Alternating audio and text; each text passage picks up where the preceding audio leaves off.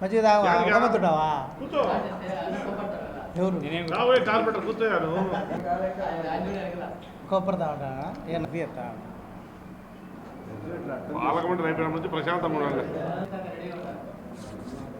ఈ మజ్జిగ అన్నోళ్ళకి first media మిత్రులందరికీ నా హృదయపూర్వక నమస్కారాలు తెలియజేస్తూ, నిజంగా కడప నగరపాలక సంస్థ అధికారుల తీరు చాలా దారుణంగా ఉంది. ఎందుకంటే పాలకవర్గం ఉన్నప్పుడు ఒక తీరుగా, పాలవర్గం లేదన్న ఉద్దేశంతో ఇంకొక తీరుగా ప్రవర్తిస్తున్న అధికారులు రాబో కాలంలో తప్పకుండా మూల్యం చెల్లించాల్సి వస్తుంది. ఎందుకు చెప్తున్నానంటే, ఈ 15th ఫైనాన్స్కి సంబంధించిన గ్రాంట్ 4th క్వార్టరు 5 కోట్ల రూపాయలు డిసెంబర్ మాసంలో రావడం జరిగింది. దానికి సంబంధించిన ప్రపోజల్స్ ఏవైతే ఈ కడప నగరపాలక సంస్థలో ఎసెన్షియల్ ఉన్నాయో, అత్యవసర పరిస్థితులు ఉన్నాయో, వాటికి సంబంధించిన ప్రపోజల్స్ అన్నీ కూడా దాదాపుగా 31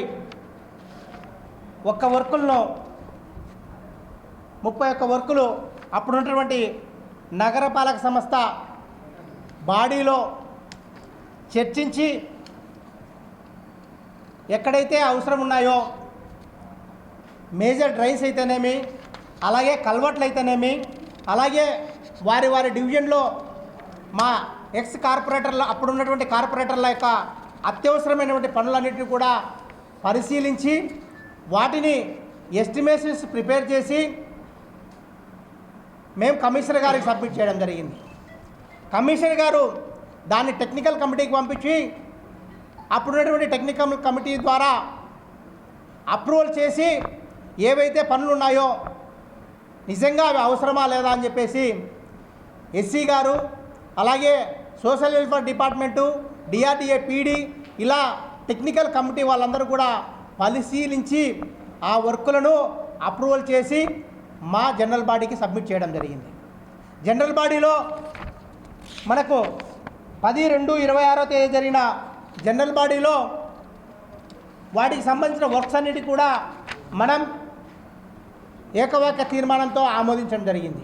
ఎందుకంటే ఈ వర్కులన్నీ కూడా జరిగితే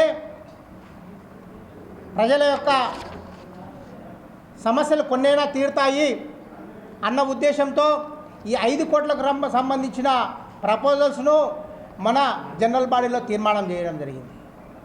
దాని తర్వాత ఇంకొక 5 కోట్లు కూడా రావడం జరిగింది.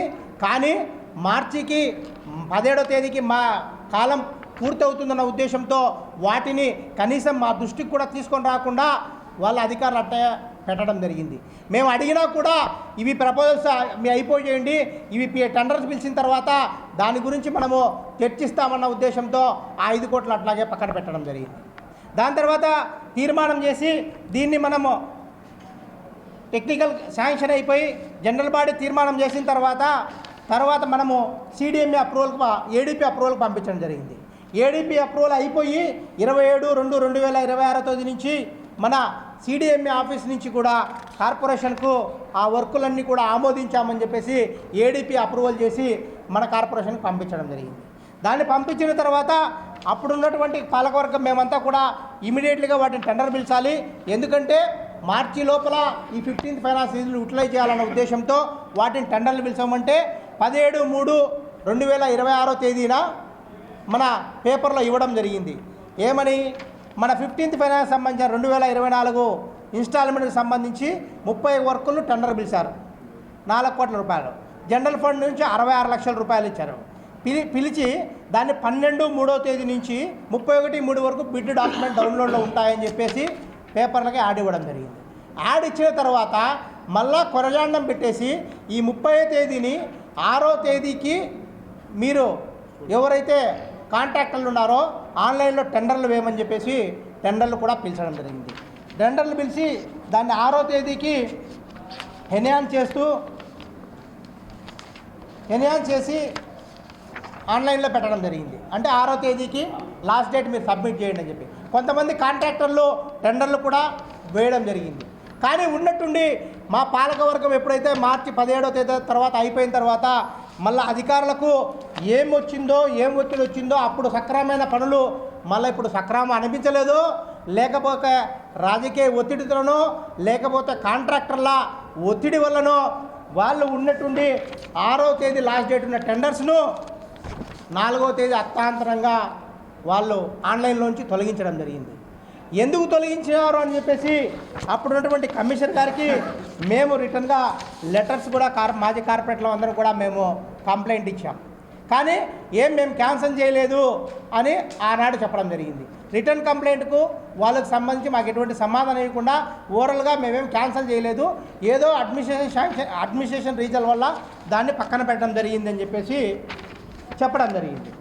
చెప్పిన తర్వాత మేము ఇదే విషయాన్ని గౌరవ ఎంపీ గారి దృష్టికి కూడా తీసుకొని పోవడం జరిగింది.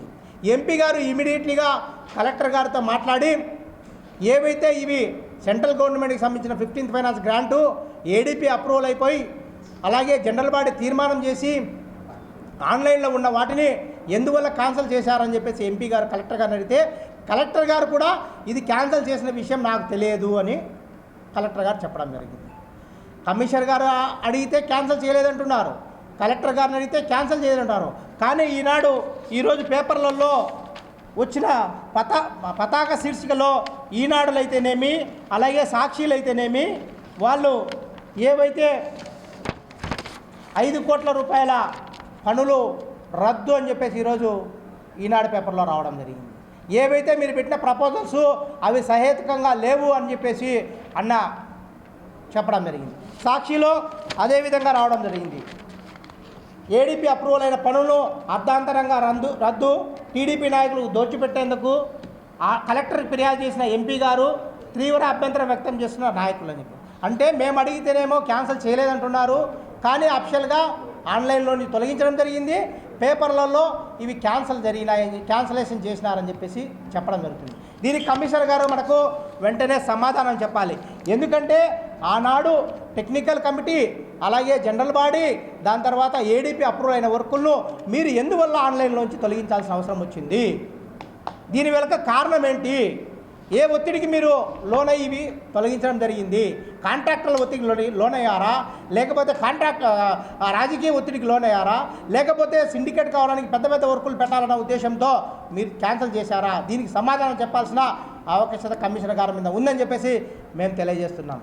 అంతేకాదు రాబో కాలంలో 20వ తేదీ లోపల మీరు మళ్ళా తిరిగి ఆ టెండర్లను ఆన్లైన్లో పెట్టకపోతే ఖచ్చితంగా మా వైఎస్ఆర్ కాంగ్రెస్ పార్టీ తరఫున మా మాజీ కార్పొరేటర్లము అలాగే అందరము వైఎస్ఆర్ కాంగ్రెస్ పార్టీ నాయకులందరూ కూడా పెద్ద ఎత్తున మున్సిపల్ కార్పొరేషన్ ముట్టడి చేసే కార్యక్రమం చేస్తామని చెప్పేసి కూడా ఈరోజు తెలియజేసుకుంటున్నాం. అవసరమైతే న్యాయస్థానానికి కూడా ఆశ్రయిస్తామని చెప్పి కూడా మేము కమిషనర్ గారికి తెలియజేస్తున్నాం. మీరు ఇమీడియట్లీగా ఏదైతే ఇవి పనులు ఉన్నాయో వాటిని వెంటనే, ఎందుకంటే ఇవన్నీ కూడా చాలా ఎసెన్షియల్ అయిన వర్క్స్. ఏవైతే ప్రకాష్ నగర్లో ఉన్న డ్రైన్ అయితేనేమి దాదాపుగా మనం ఇక్కడ సిమ్లా కళ్యాణ మండపం కాడ పెట్టిన వర్క్ ఇప్పుడు స్ట్రాంగ్ వాటర్ డ్రైన్ కంప్లీట్ అయితే అవి ముందుకు పోవాల్సి ఉంటుంది. దాని తర్వాత ఇంటర్నేషనల్ కళ్యాణ మండపం కాడ నుంచి ఉన్నటువంటి రోడ్లు, దాని తర్వాత కొన్ని అత్యంత అవసరమైన రోడ్లు, డ్రైనేజీలు ఇన్ని కూడా పరిశీలించి టెక్నికల్ కమిటీ అప్రూవల్ చేసి దాని తర్వాత మన జనరల్ బాడీ అప్రూవల్ అయ్యి ఏడీపీ అప్రూవల్ అయిన వాటిని ఈరోజు మీరు ఎందుకు మంచి పనులుగా కనపడడం లేదు? ఎందువల్ల అధికారులు దీన్ని ఖచ్చితంగా ఒకవేళ ఈ పనులు కనుక సరిక్రమం కాకుంటే ఆ రోజు మీరు చేసినది తప్పు అవుతుంది, ఖచ్చితంగా మీరు శిక్షార్హులు అవుతారు. తప్పకుండా ఇప్పటికైనా నగరపాలక సంస్థ అధికారులకు కమిషనర్లకు ఇమ్మీడియట్లీగా ఈ 15th ఫైనాన్స్ నిధులను మీరు ఆన్లైన్లోకి పెట్టాలి. ఇంకా 5 కోట్లు ఉంది, దాన్ని మీ ఇష్టం వచ్చిన ప్రపోజల్ పెట్టుకోండి. మళ్ళీ రాబో 16th ఫైనాన్స్ నిధులు వస్తున్నాయి, ఎక్కడ అవసరం ఉంటాయో పెట్టుకోవచ్చు. వీటి పెట్టిన వాటిని క్యాన్సిల్ చేయడం అనేది ఎంతవరకు సబబు అని చెప్పేసి మేము వైఎస్ఆర్ కాంగ్రెస్ పార్టీని డిమాండ్ చేసి ఇమ్మీడియట్లీగా వాటిని పునరుద్ధరించాలి, లేకపోతే జరగవు పరిమాణాలకు కమిషనర్ గారు బాధ్యత వహించాలని చెప్పేసి కూడా తెలియజేస్తున్నాం.